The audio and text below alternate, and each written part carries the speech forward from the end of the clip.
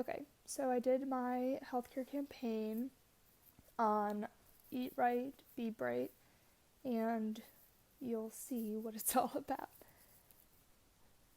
So, first, I think it's important to talk about the current behavior. Um, Students are choosing the competitive food options as an alternative to the improved nutritious schools meals that was taken care of through the National School Lunch Act. So, West Virginia obesity rates are actually number one in the country for adults and number 8 in the country for young adults. So they take that, or young adolescents, they take that from the ages of 10 to 18.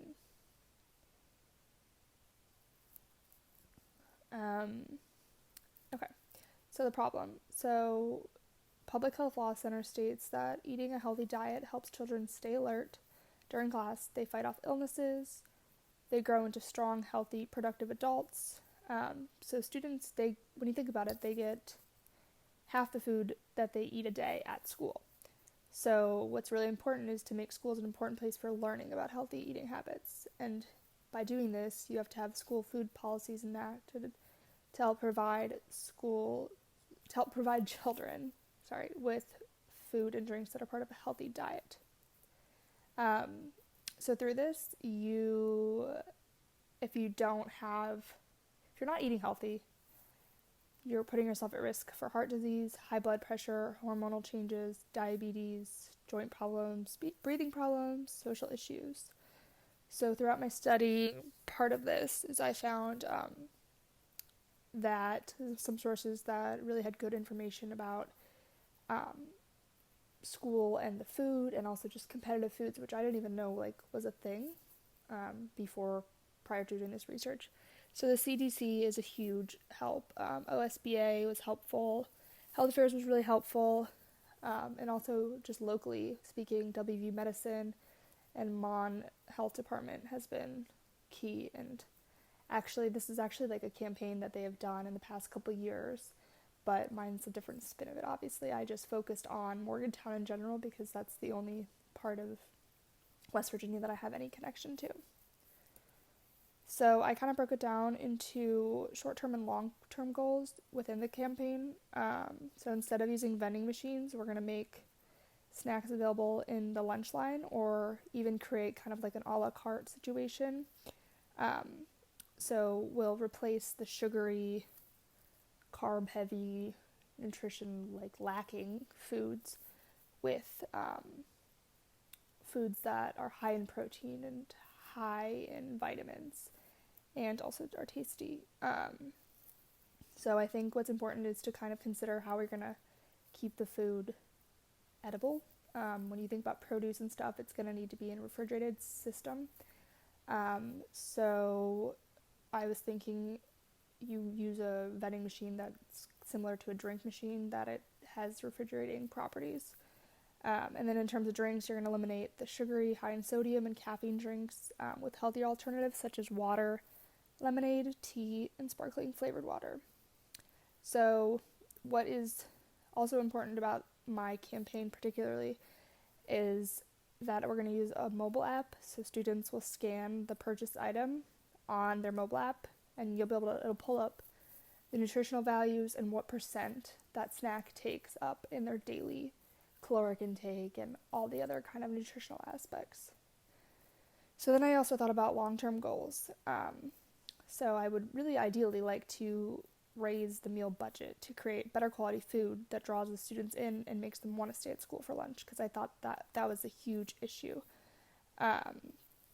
So also along with that, in the long run, we'll implement a nutrition class that teaches students what to eat, what not to eat, and also a cooking class that will teach students how to make healthy meals at home, so when they're done with their education in high school level, they will move on to creating healthy eating habits in college.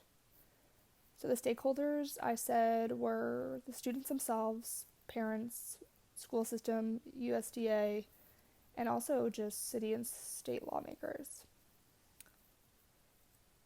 So the existing attitudes, this was a huge thing, and I even noticed it in my high school, and I took part of it.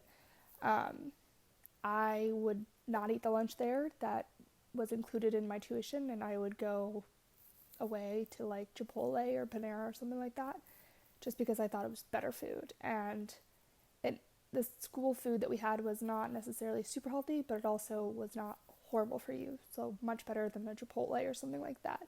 So in looking back at it, I should have eaten there, spent my money there. But what they're seeing is that students are leaving campus to get better food. And they're relying on the competitive food, which is in the vending machines or at a snack bar, to give them their quick hunger relief while they're on the way to the next class. So the perceived barriers would be, I think the top 4 are just education, cost, time, willpower, and motivation. You have to be motivated to want to eat healthy. I mean, it's not easy. No one wants to do it. Also, I think education is key. There's no nutrition class. There's health classes, but there's no nutrition-based classes. And I think that's what's going to really separate the next generation, is that if they take another step to create a nutrition class, kids will start to realize what's in their food, not just here's how to live a healthy life. I think cost is huge. That's hard, especially in West Virginia. It's not exactly the most wealthy of areas. So food is cheap when it's unhealthy. I mean, you can get McDonald's for $5 and get a whole meal, or you can get lettuce for $5. So it's kind of like we have to be able to make it work for people that not necessarily will be able to have it. So the benefits of the behavioral change, I thought that just in general, like learning at a younger age how to make a behavioral change is huge. You learn about the process about doing it. And in this case specifically, by making this change, they're putting themselves in a better health position, and they're lessening their chances of inviting diabetes and heart disease into their lives, along with other illnesses. So I actually found that 2 behavioral change theories would be helpful. So both the social cognitive theory and the health belief model are going to insist in making this a successful campaign run. First, with the help of the health belief model, students will become aware of the consequences that come from their food choices, and then as well as the positive benefits that they can gain by making the food choices. So once that kicks in, it'll begin to entice students to begin to change in their own ways and their own meal choices. And then you kind of see other students following what they're doing, and they're shaping their practices in order to get that social approval from their peers. So say Sally goes and eats a salad. Sally's friends see that, and they're going to say, oh, she's doing that, maybe I'll do that too, just to fit in. So SMART goals are super important. So for S, for being specific, we hope to replace the high in sugar, carb, and sodium options in the vending machine with vitamin-rich, protein-rich, and tasty snacks. The M, so we're going to create a mobile app that will allow students to scan the items they purchase, and they'll show them their nutritional label. And then the key to this is it's going to give them points towards a free snack item in the machine. So the more often they're eating healthy snacks, they'll get more points, and they'll be able to use that for another snack in the machine. So it'll cut down on costs there for the student, not the actual company. And then just in terms of that, just making it a game, make it fun, make it rewarding. I also think it's important to measure how the campaign is going, to ask students over a survey, did they go to the vending machine? Okay, so if they did, what did they buy? What do they want to see in the vending machine versus what do they not want to see? So the goal here is to increase the healthy snack option consumptions amongst teenagers in Morgantown High School by 50% in January 2020. So then you have attainable. The attainable goal is is it attainable, I should say. So to reduce teenage, when we're saying 14 through 18, obesity in Morgantown, West Virginia by 10% by May 2020. So then for relevant, this campaign goal will assist in running a trial and error process, and we'll kind of see what works and what doesn't work, so that we can better the nutritional aspect of the competitive food industry. And then in total, you'll be encouraging those students to become healthier human beings. So time-wise, I kind of divided it up into 2 phases. So we're going to begin when Morgantown High School begins in early August. We'll do a check-in to evaluate where we are at the end of January. So phase 2 will then begin after winter break, and it'll end in May when the classes end for the summer. So this gives us an entire school year to run the campaign and see what changes we can make for the following year, and if it works.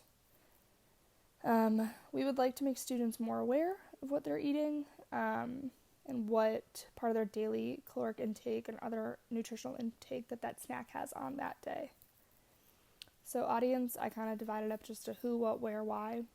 So the who is the Morgantown High School students. We chose them because I wanted to pick someone in West Virginia, and I know some kids that actually graduated from there.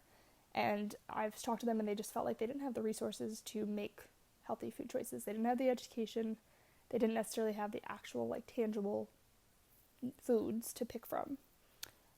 So again, West Virginia is leading in adult obesity, and it's running kind of not far behind in the young obesity. And it's on the rise. It's been on the rise for the past 25 years. So we're going to learn from this by seeing how the students interact with the campaign. So we're going to have a random sample in the beginning, asking them to fill out their health conditions in regards to obesity and any other health or other situations that they're willing to tell us before we roll out phase 1. And then we're going to do the same after phase 2 ends to compare and contrast. So what happens? We can see, did we make a change? We chose them due to their high obesity rate. And in terms of sampling, we're going to do pre and post surveys. So in terms of channel, so we're going to use social media. We're going to do posters in and about Morgantown High School, and then other kind of high school hotspots where kids hang out, where they'll see signs. And then obviously the mobile app.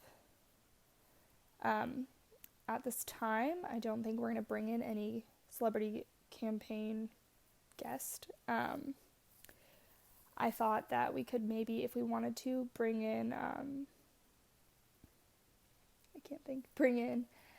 a West Virginia athlete and see. I don't think right at this time we're going to do it, but maybe during phase 1 or phase 2 we could incorporate one of those.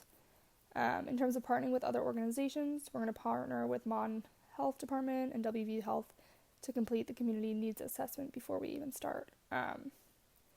So we're partnering with them because they hold the credibility as well as the community resources to kind of get our foot in the door in the high school level.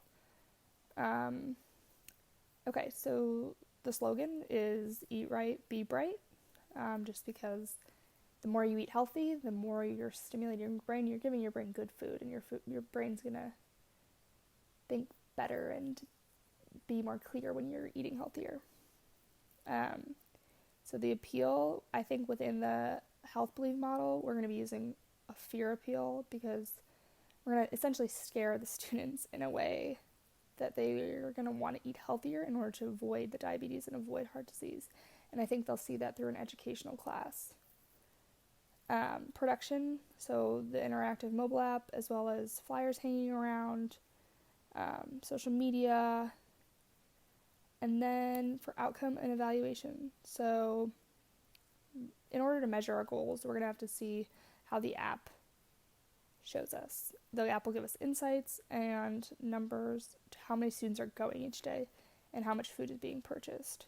The survey will allow us to change or remove snacks inside the machine to accommodate what the students want, within reason, of course. We can't put in Pop-Tarts or something that's not healthy, but if they give us a suggestion like, hey, I want this certain granola bar, we're more inclined to do that.